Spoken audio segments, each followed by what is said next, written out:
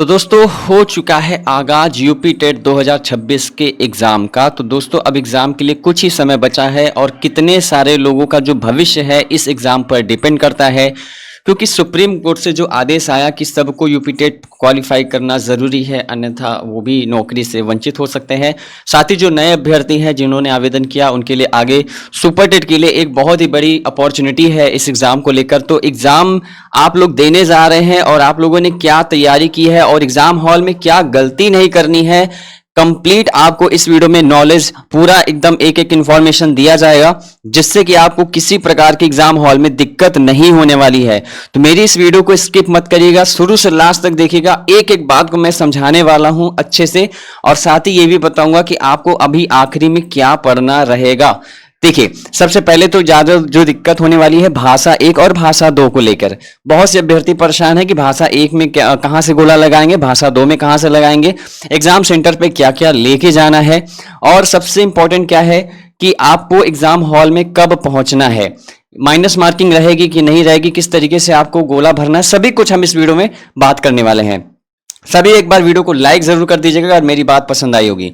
सबसे पहली बात करेंगे एडमिट कार्ड की। तो सभी ने अपना एडमिट कार्ड सेंटर वगैरह देख लिया होगा, जिसमें कि लिखा होगा provisional admit card against the advertisement number UPTET 2016। तो यहाँ पे ऐसे दिया है, और व्यक्तिगत विवरण में जैसे कि बात करें, इस तरीके से आपको एडमिट कार्ड में ये डाउनलोड करने की जो प्रक्रिया है आप लोगों ने देखा होगा, सेंटर वगैरह आप लोगों ने अपना चेक कर लिया होगा।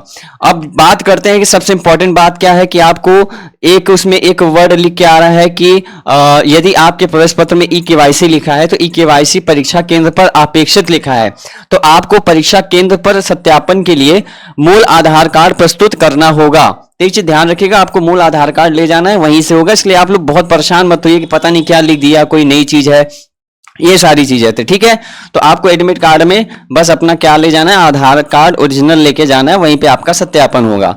बात करते हैं अभी तो सबसे पहले ओएमआर को लेकर। देखो ओएमआर जो है आपके सामने जो भी ओएमआर रहेगा, ओएमआर को बहुत ही ध्यान से अच्छे से भरना होगा, क्योंकि अक्सर लोग बहुत तैयारी करके तो जाते हैं लेकिन लास्ट में क्या करते हैं, कहीं बुकलेट नंबर गलत भर देते हैं, कहीं गोला गलत भर देते हैं, बाद में आपने बहुत अच्छा पेपर करके आया तो सब व्यर्थ हो जाता है। तो मेरी बात ध्यान रखिएगा कि आपके सामने ऐसे अनुक्रमांक रहेगा, मुख्य परीक्षा पुस्तिका का क्रमांक रहेगा, बुकलेट कोड जो भी मिलता है आपको, वहां पे आपको इस तरीके से गोला भरना रहेगा। भाषा 1 का कोड क्या है, भाषा 2 का कोड क्या है, तो इस तरीके से आपको यहाँ पे गोला लगाना है, अपना अनुक्रमांक भर के उसके बाद यहाँ पे आपको जो नंबर उस तरह से गोला भरना है। मुख्य पुस्तिका में भी आपको इस तरीके से गोला भरना रहेगा, ठीक है।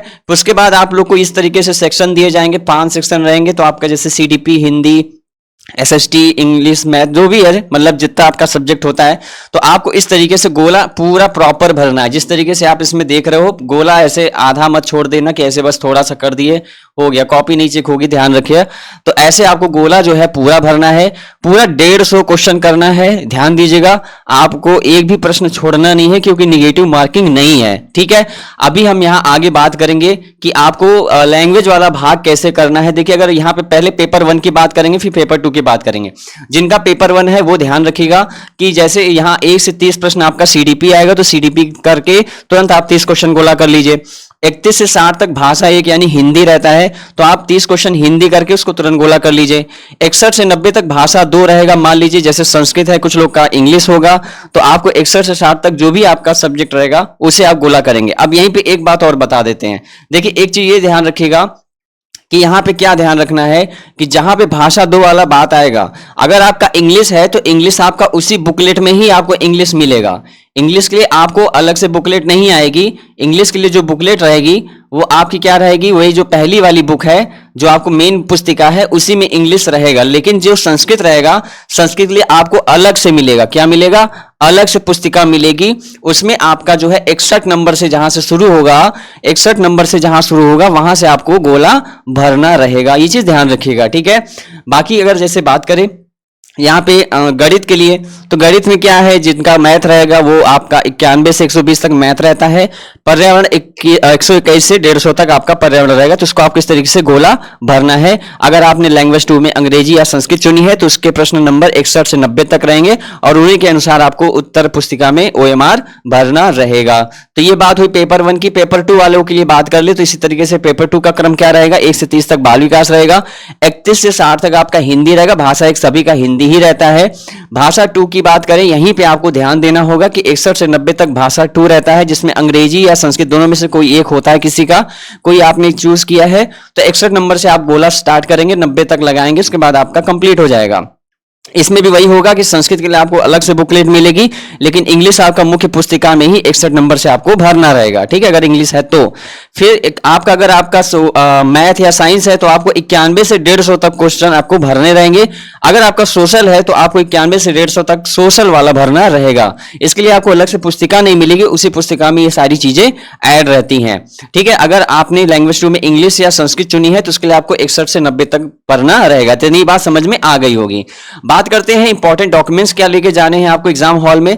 यूपी टेट के लिए आपको प्रिंटेड एडमिट कार्ड, रंगीन या ब्लैक एंड व्हाइट कुछ भी ले जा सकते हैं, उसमें आपको प्रॉब्लम नहीं होने वाली है।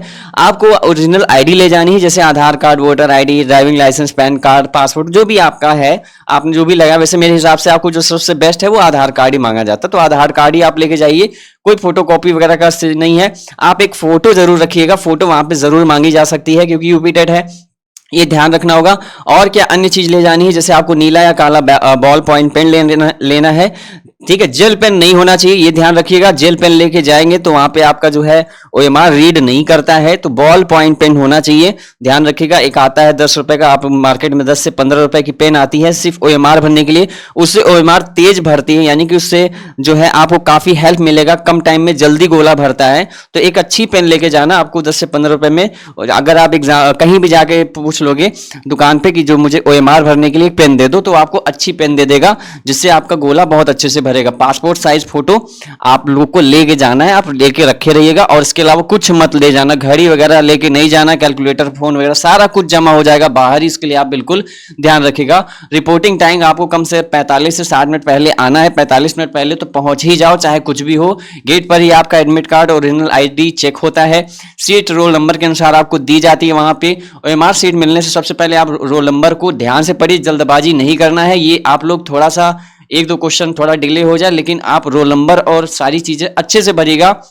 रोल नंबर सही से भरना है, प्रश्न पुस्तिका बुकलेट नंबर को सही से भरना है। हस्ताक्षर कहाँ करना है, ऐसा नहीं कि जहां इन्विजिलेटर वाला है, यानी कि जो कक्ष निरीक्षक का हस्ताक्षर है वहां पे आप अपनी साइन कर दो, तो ऐसा नहीं करना है। थोड़ा ध्यान रखिएगा, जहां पे आवेदक के हस्ताक्षर लिखे रहेंगे, कैंडिडेट सिग्नेचर लिखे रहेंगे, वहीं पे साइन करना है, इधर उधर साइन मत करिएगा, नहीं तो बहुत जल्दबाजी में गलती कर देते हैं। अगला है परीक्षा शुरू होने के घोषणा के बाद ही प्रश्न पत्र खोलना। जैसे आप एग्जाम हॉल में गए तो कुछ लोग पहले ही खोलना स्टार्ट कर देते, नहीं, जब बेल बजेगी आप अपना बुकलेट खोलिए और पेपर सॉल्व करना शुरू करिए। नीले या काले बॉल पॉइंट से आपको भरना है। और OMR को पूरा एकदम क्या करना है, पूरी तरह से भरना है। व्हाइटनर इरेजर का इस्तेमाल, ओवर राइटिंग नहीं करना है, नहीं तो OMR चेक नहीं होगी।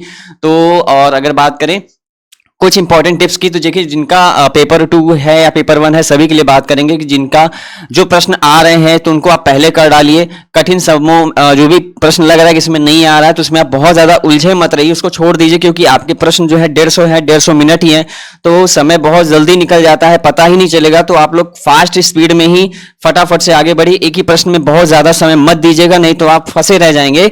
और 10 से 15 मिनट OMR की जांच के लिए रखिए। लास्ट में आपको 10 से 15 मिनट में आपको OMR को ध्यान से देखना है कि हमने गोला सही से भरा है कि नहीं भरा है। नेगेटिव मार्किंग नहीं है तो सारे आप जितने भी गोला है सब भर के आइएगा। ठीक है, तो ये ध्यान रखिएगा। ये तो बात हो गई आपके एग्जाम हॉल और ये सारी चीजों की। अब सबसे इंपॉर्टेंट चीज ये होती है कि क्या हम अब लास्ट टाइम पे पढ़े क्या, है ना। लास्ट टाइम पे अभी हमारे पास मान लीजिए कुछ ही घंटे समय बचे हैं, या फिर एक दिन जो भी समय बचा है आपके पास, जितना भी समय बचा है उसमें आपको कैसे पढ़ाई करना है, क्या तरीका है। देखो सबसे पहला तो डिफरेंस समझो कि यूपी टेट है, सी टेट नहीं है। कुछ लोग इसको सी टेट के फॉर्म में समझ रहे होंगे, जाएंगे बस अपना कुछ अपना जो होता है प्रेजेंस ऑफ माइंड लगाएंगे, अपने से सोचेंगे, जो ऐसा सही उत्तर होगा वही लगा चले आएंगे। देखो ये यूपी टेट है, यूपी टेट में फैक्चुअल क्वेश्चन पूछे जाते हैं, फैक्ट वाले क्वेश्चन इसमें सबसे ज्यादा पूछे जाते हैं। तो अगर आपने अच्छे से पढ़ा होगा, चीजों को बारे में गहराई से पढ़ा होगा तो आप इसका उत्तर दे देंगे। जैसे पूछेगा कथन किसका है, मान लीजिए ये कथन है। अब कथन अगर आपसे पूछ लिया तो आपका अपना सिक्स सेंस क्या काम करेगा, वहां पे तो आपका कोई वैसा तो है नहीं। अगर आपने पढ़ा होगा कि हाँ ये रॉस का है, रूसो का है, तो आप उसको लगा लेंगे। तो इस तरीके से आपके बहुत सारे इसी टाइप के फैक्ट वाले क्वेश्चन आपसे पूछे जाते हैं, तो आप लोग उसको अच्छे से तैयार कर लीजिए। लास्ट टाइम में जितने भी कथन वाले हैं, फैक्ट वाली चीजें हैं, चाहे आपका एसएसटी से रिलेटेड हो, चाहे हिंदी से रिलेटेड हो, चाहे आपका सीडीपी से रिलेटेड हो, पर्यावरण हो, मैथ हो, जो भी आपको लगता है आपने अब तक जितनी भी तैयारी की है उसका जो निचोड़ है, और आपने जो भी कुछ नोट्स वगैरह अगर बनाई है तो उसको आप लोग केवल रिवीजन करिए। कोई नया आपको नहीं पढ़ना है कि अब हम चले कुछ नया कोई बता दिया कि भैया ये भी पढ़ लो ये भी आ जाएगा, आप उसके चक्कर में मत पड़िए। आपने जितना पढ़ाई किया है केवल आपको उसी लास्ट टाइम में केवल रिवीजन करना है, उतना ही रिवीजन करना है, एक्स्ट्रा कुछ भी नहीं पढ़ना है, नहीं तो जो पढ़ा हुआ है वो भी बेकार हो जाएगा। लास्ट टाइम पे पढ़ा हुआ चीज भी खराब हो जाता है।